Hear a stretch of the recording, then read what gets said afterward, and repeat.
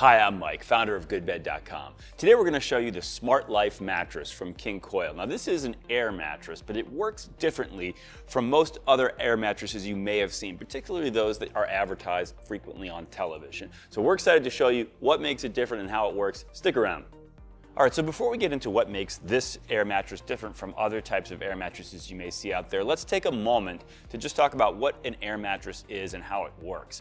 Typically, an air mattress is one where the support of the mattress is coming from an air chamber, or in this case, multiple air chambers. Typically, these are found in the lower half of the mattress in lieu of springs, for example, which could otherwise be providing your support, or in lieu of a foam core, for example. Now, what makes an air mattress unique from a functional standpoint is that by being an air chamber, you can generally inflate it or deflate it more or less and change the feel or support characteristics of the mattress as a result. So that's generally what an air mattress is. So you change your number or what have you, and that will make the mattress inflate more or deflate more. You'll get a firmer, softer feel, what have you. Now, in a traditional air mattress, you'd have one air chamber for each person, maybe even one chamber for the entire mattress, but at least one chamber on each side of the bed for each person. And it would generally run more or less from the head to the foot of the mattress, and it looks a lot like a raft, like the kind that you'd take to the beach with you or out on a lake to float on the water. Now, if you can imagine how a raft works, you can fill this raft up very full of air, and then you'd lie down on it on something. Imagine that you're not on the water, you're on something firm, like a pier, and you lie on the raft, and it's very firm and it's kind of hard, and you're lying just on the top of it, and maybe even if you're on your side, you kind of don't even really sink into it at all because it's very firm. Now you take some air out of it, that allows your shoulder to sink in a little bit more, gets a little bit more conforming. But if you think about it, imagine if you had an air bladder or a raft that was maybe 2/3 full of air, and you put that on a pier and you lie down on it. Well, what would happen is your heaviest part of your body, which for all of us is our hips, would sink furthest into this raft. And because it's one chamber, it kind of just takes all the air out from under your hips and it sends it out to the other part, the lighter parts of your body, air gets pushed out to there. So you end up kind of V-shaped. And that is kind of a fundamental issue with air mattresses, is that when they have a single chamber for each sleeper, when they're really firm, they generally offer at least pretty solid and consistent support across the mattress, maybe lacking a little bit of conformance. But when they are, as you start to deflate them, the problem is that the heaviest part of your body tends to go furthest into the mattress.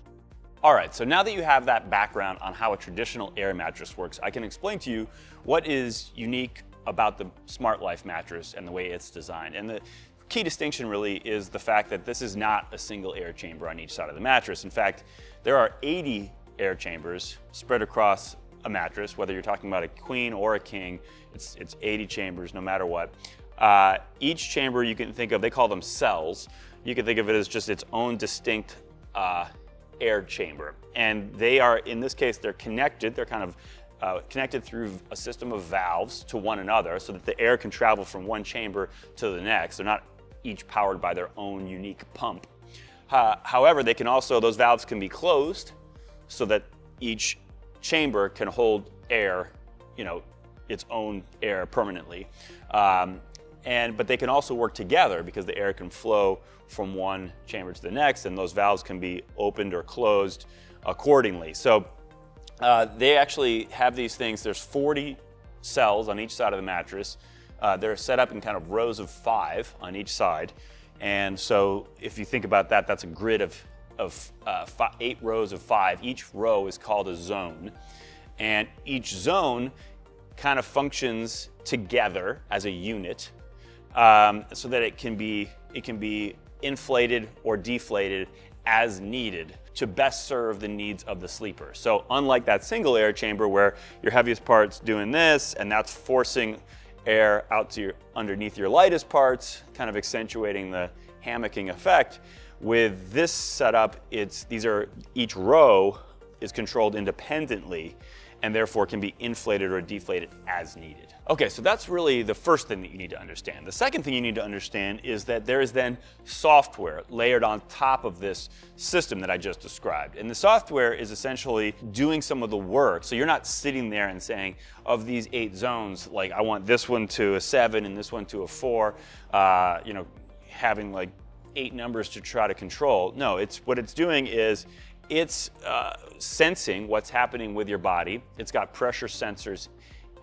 in the mattress, and it is responding and letting air out of chambers or adding air to chambers accordingly, kind of as needed. So the software is doing this. It's why they call it SmartLife, because it's smart in the sense of it's responding to both your movements as well as just your body, your overall weight, shape, that type of thing. So how does this benefit you? Well, number one, this bed does allow for one of the kind of most popular features of a traditional air mattress, which is that you can raise or lower the air pressure to make the mattress, give it firmer or softer support characteristics. So you could do that on this mattress as well. They have 9 comfort level settings. So instead of having 100 numbers, you're choosing between 9. 9 being the firmest, 1 being the softest. Or the firmest support and the softest support. You can set that independently on each side of the mattress, so each sleeper can choose the level of support that's most comfortable or provides the best support for their needs. So it has this same very popular feature, but the key difference is that as you change from the firmest setting to softer settings, you're not necessarily going to get that V shape. You're going to feel, in fact, you can feel this as you're going down. It's a more even change. So you're going to feel it more in your back going down, your feet going down.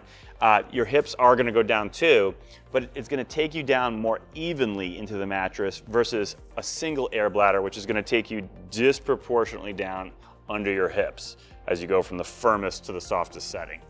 So in a sense, it's an enhancement on that very popular feature of adjustable comfort. But on top of that, I want to come back now to the part about it being smart, because you can set your number, and so let's say you want to be right in the middle, you like a 5. Well, once you've set that number, let's say you're on your back, okay, so that requires a certain support profile, something more like this, but then you move to your side, okay? Now, when we're on our sides, we're curvier, right? We've got pointier parts generally. So therefore, as you get to your side and your hips, which have some curve, let's say, they need to go a little bit further into the mattress on your side, your shoulders too, in order to hold your spine in proper alignment on that side position, and in order to relieve some pressure. Remember, that raft fully inflated on the pier isn't gonna do that great of a job for you when you're on your side, so you need to let some air out.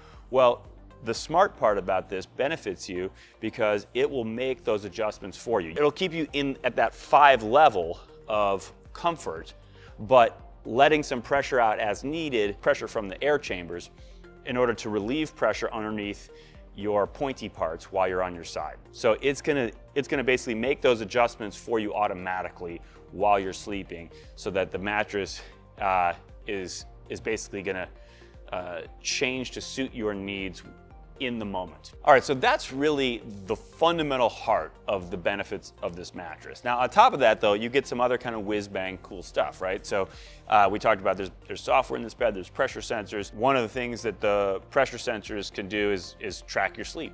They can monitor how much you're tossing and turning during the night, how much you're getting more deeper sleep. Another thing that this can do, because of the fact that it has this computerized system that's able to send air through these chambers in a coordinated way, there's something called relaxation mode.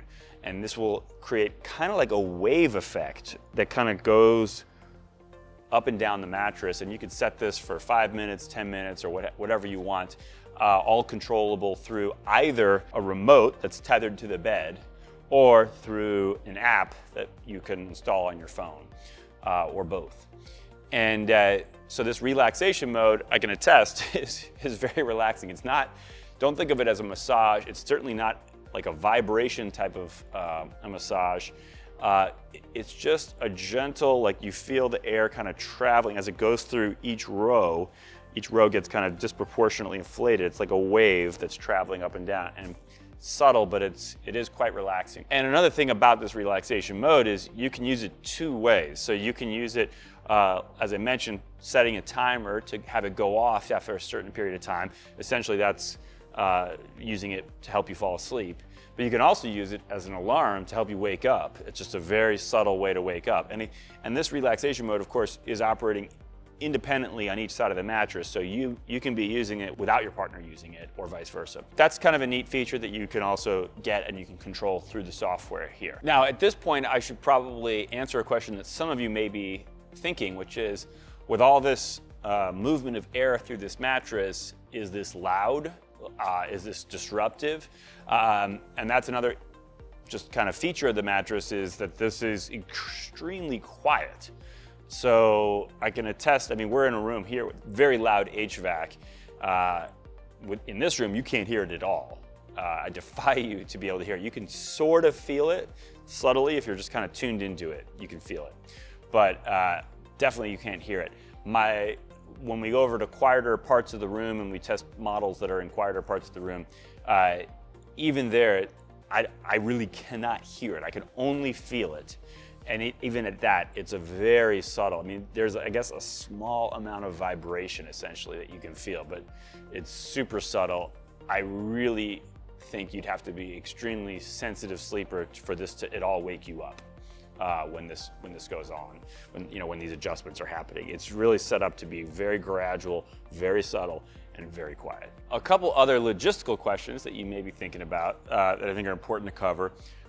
Number one, how does this even work when you get it into your house? Like, how do you set this up? Well, essentially, as I mentioned, the air chambers, they kind of go from below your knees to above your shoulders, but not quite all the way. By the way, I should mention that the cells, they're contained within kind of a tub of foam. So there is a foam perimeter going around the edge of the mattress to give it a firmer edge. So the air chambers don't come right up to the edge of the mattress. But likewise, they also don't go all the way to the foot or all the way to the head. There's just a little bit of extra foam with the foot and the head. So you don't have any air chamber underneath your actual head.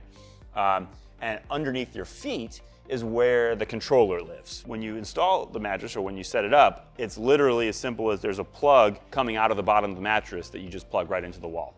That's all the installation there is required. And as I mentioned, if you do opt for the remote controls, they're tethered to the mattress, so you don't lose them, and they plug right in to the bottom of the mattress. So that's really a very simple setup and installation.